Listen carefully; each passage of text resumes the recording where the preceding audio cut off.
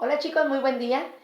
Continuamos con nuestra clase, ¿verdad? Nuestra cuarta sesión. Estamos hablando de todo lo relacionado a este apasionante mundo de la entomología forense y de qué manera ha ayudado a esclarecer en las distintas etapas que se tienen, ¿verdad?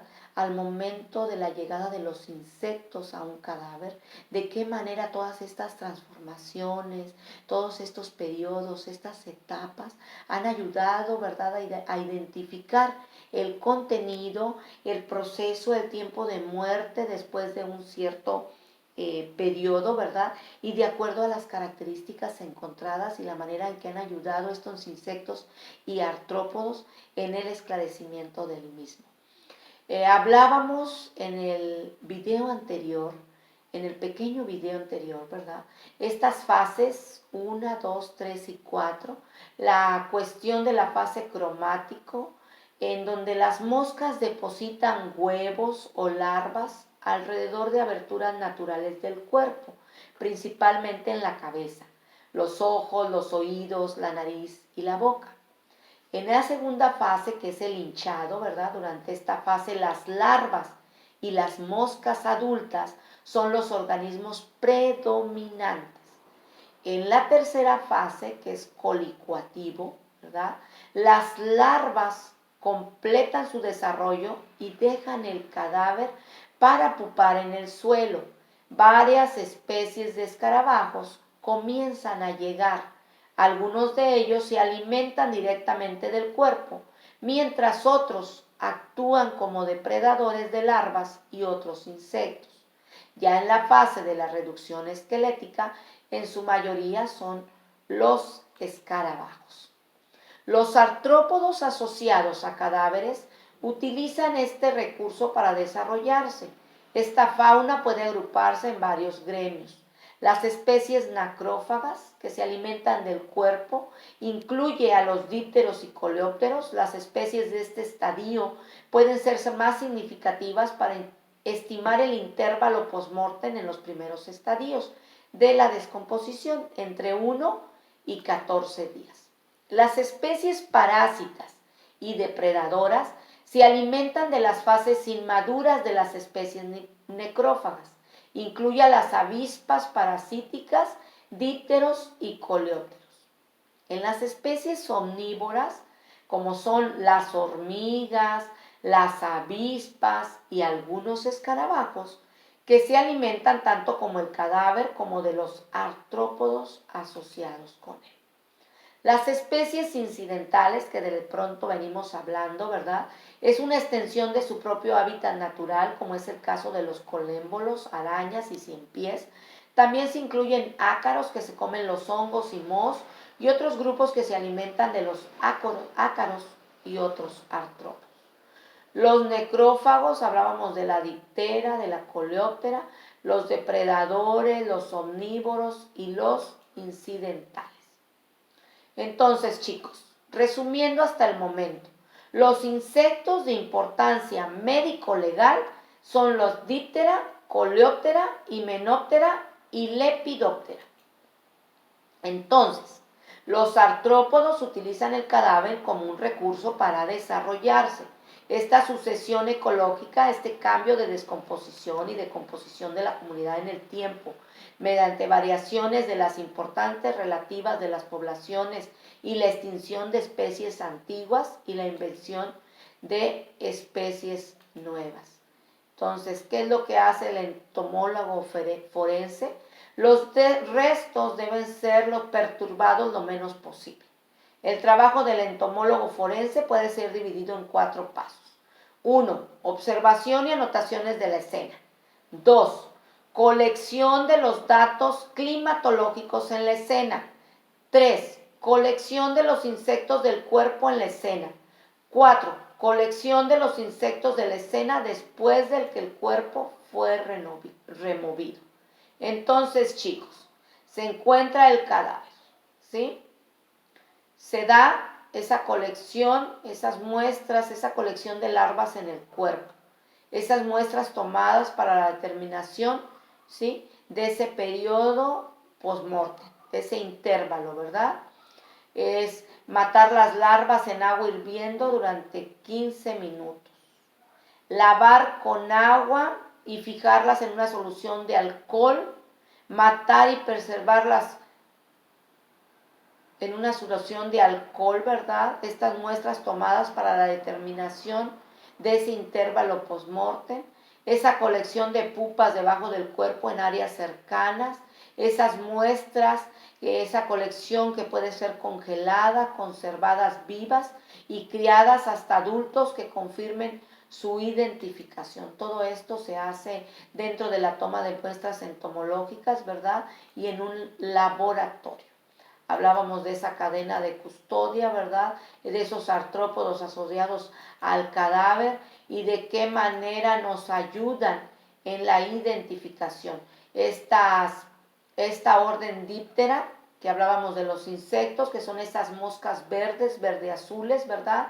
Esas arpojagides, que es las moscas grises muy grandes, que también nos ayudan mucho en toda esta cuestión.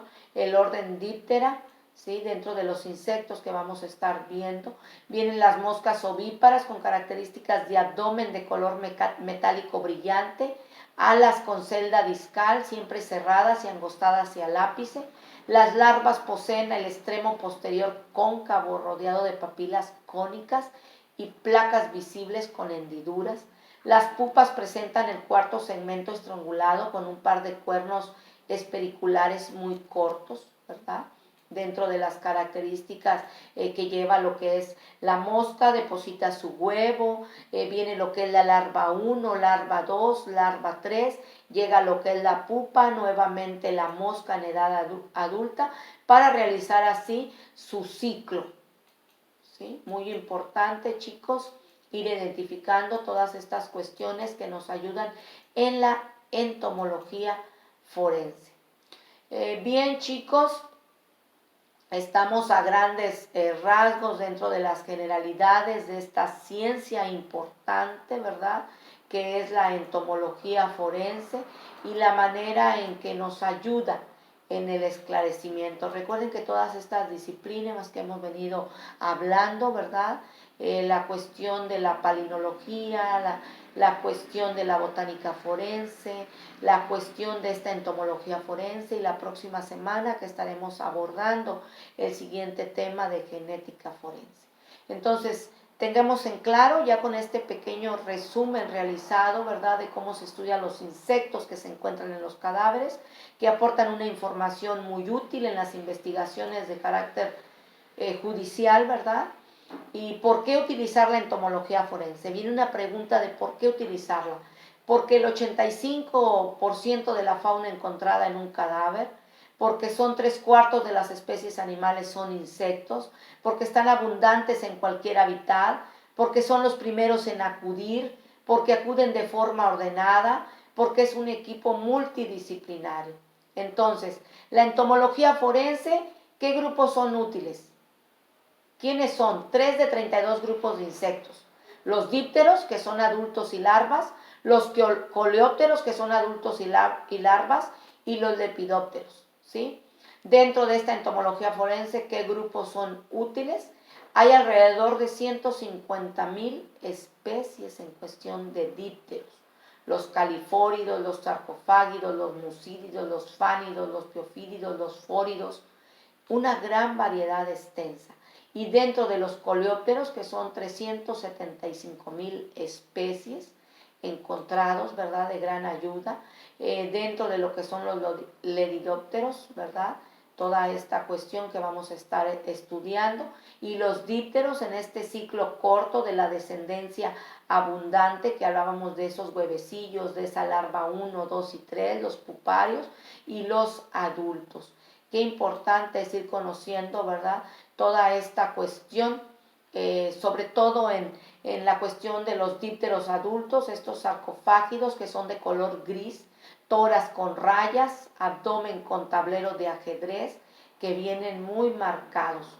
Los múcidos, estos dípteros que son las moscas domésticas, ¿verdad? Los coleópteros, que son las larvas, los coleópteros adultos que en el exterior llegan en estados de descomposición avanzada, los adultos juveniles, que muchos son depredadores y que tienen ciclos largos con poca descendencia. Vamos a ir conociendo dentro de lo que son estos hábitos alimenticios, estas características que cumplen, ¿verdad? Un alto desarrollo de estructuras sensoriales, gran movilidad de los individuos adultos y un ciclo de desarrollo corto. Entonces, todas las variables que afectan a la descomposición y sucesión, ¿verdad?, que son inherentes al individuo, esa constitución física, que pueden ser obesos y que es más rápido, esa edad de adulto más lento, la salud, que son enfermos, que es más rápido, la toxicología, esas drogas que aceleran el proceso de descomposición, esos traumatismos ante-morte que aceleran también la descomposición del cadáver. Dentro de lo que son las meteorológicas, pues hablábamos de la temperatura, la humedad, la momificación, dentro de las regiones geográficas, el entorno rural, urbano, que está expuesto, si está enterrado, si está encerrado, sumergido, todos estos factores, ¿verdad? Entonces la entomología forense es la estimación del intervalo por post-mortem en estado de descomposición avanzado, que es esa sucesión de insectos, y este intervalo por mortem en estado de descomposición iniciales, que utiliza el ciclo de las moscas, ¿sí? Entonces se asume que la mosca encuentra el cadáver en poco tiempo, que la mosca pone los huevos poco después de encontrar el cadáver, que el desarrollo depende principalmente de la temperatura ambiental y que los datos de la estación meteorológica coinciden con los de la localidad encontrada, ¿verdad? La invasión de la fauna, la descomposición del cuerpo, vienen las especies, este estudio entomológico al momento de descubrir el cadáver y así dar por enterado del intervalo post-mortem para realizar todo en un laboratorio. Bien, chicos, continuamos en las distintas plataformas y vamos a estar realizando nuestra práctica después de esta pequeña introducción al tema de la entomología forense y las etapas de descomposición que conlleva.